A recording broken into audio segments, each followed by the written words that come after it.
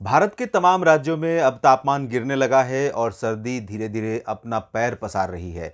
नमस्कार, स्वागत आपका मौसम तक चैनल पर। मैं हूं देवेंद्र त्रिपाठी। इस वीडियो में हम देखेंगे अगले 3 दिन किस तरह का मौसम रहेगा। दो बातें यहां पर मैं स्पष्ट कर दूं कि इस समय जिस तरह का मौसम भारत में देखने को मिल रहा है, चाहे वो उत्तर हो या दक्षिण, तो ऐसा लगता है कि WD और लो प्रेशर, बंगाल की खाड़ी में बनने वाले सिस्टम और कैस्पियन सी से आने वाले सिस्टम के बीच कंपटीशन चल रहा है। एक के बाद एक WD आ रहे हैं और जब WD यहां पर स्ट्रांग दस्तक देता है, उसी दौरान बंगाल की खाड़ी से भी एक नया सिस्टम उभरता है और दक्षिण भारत के राज्यों पर अपना असर दिखाता है।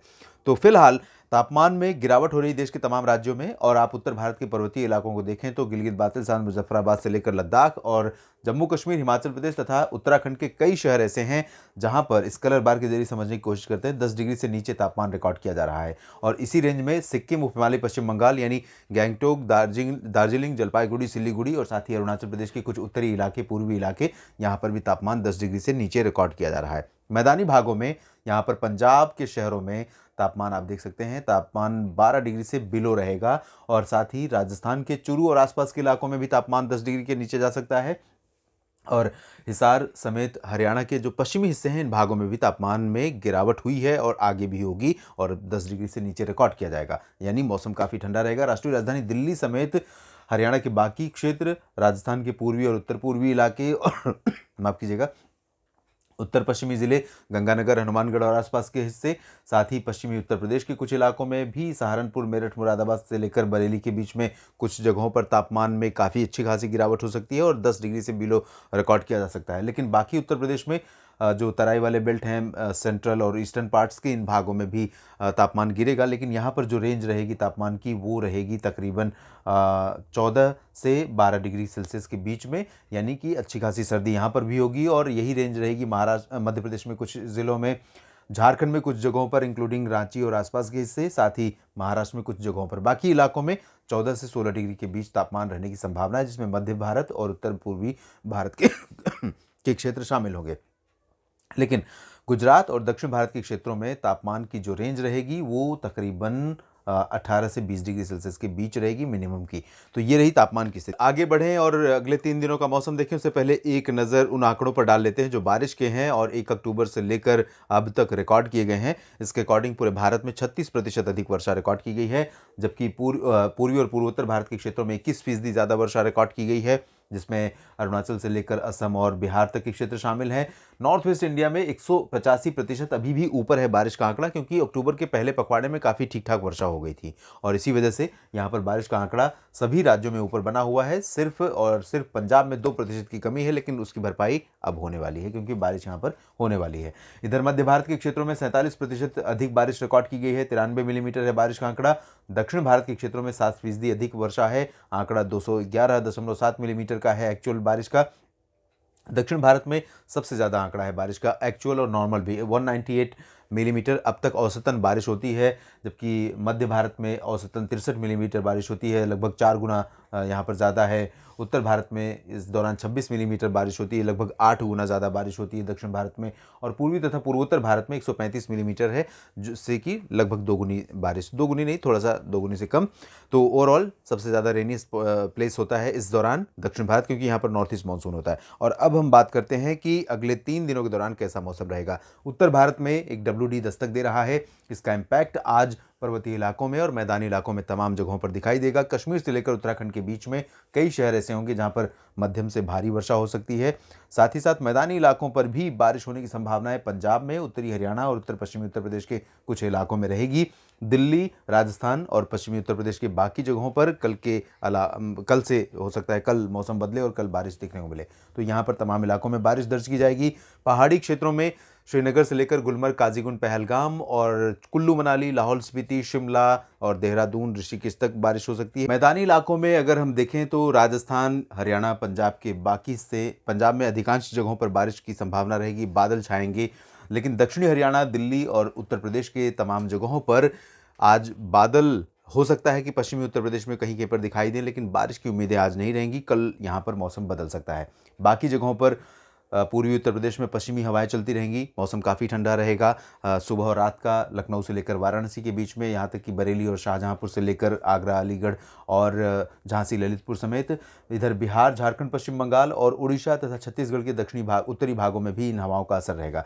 लेकिन दक्षिणी उड़ीसा, दक्षिणी छत्तीसगढ़ और मध्य प्रदेश के दक्षिण पश्चिमी इलाकों में, दक्षिण पूर्वी हिस्सों में मौसम बदल जाएगा। यहाँ पर आर्द्र हवाएं चलेंगी तो एमपी में टेम्परेचर बढ़ जाएगा। ग्वालियर से लेकर उज्जैन, नीमच, रतलाम, मंदसौर, धार, खरगोन और भोपाल, विदिशा तक, बैतूल में भी तापमान में बढ़ोतरी होने की संभावना है। मौसम थोड़ा सा ठंडा जो हो रखा था वो अब चेंज हो जाएगा आज से। और इसी तरह का मौसम आपको महाराष्ट्र में भी देखने को मिलेगा, क्योंकि महाराष्ट्र में पूरे क्षेत्र में हवाओं का रुख बदल रहा है और महाराष्ट्र में कुछ इलाकों में बारिश होने की संभावना भी बन रही है। तो मराठवाड़ा, दक्षिणी मध्य महाराष्ट्र और दक्षिणी कोंकण गोवा में हल्की वर्षा हो सकती है। विदर्भ के अधिकांश जगहों पर ड्राई वेदर रहेगा, लेकिन बादल गढ़चिरौली और चंद्रपुर जो दक्षिणी हिस्से हैं इन भागों में आ सकते हैं। नांदेड़ में बारिश हो सकती है। सांगली, सतारा, कोल्हापुर और सिंधुदुर्ग, रायगढ़ में कुछ इलाकों में वर्षा हो सकती है। रायगढ़ में हो सकता है आज ना हो, कल बारिश देखने को मिले।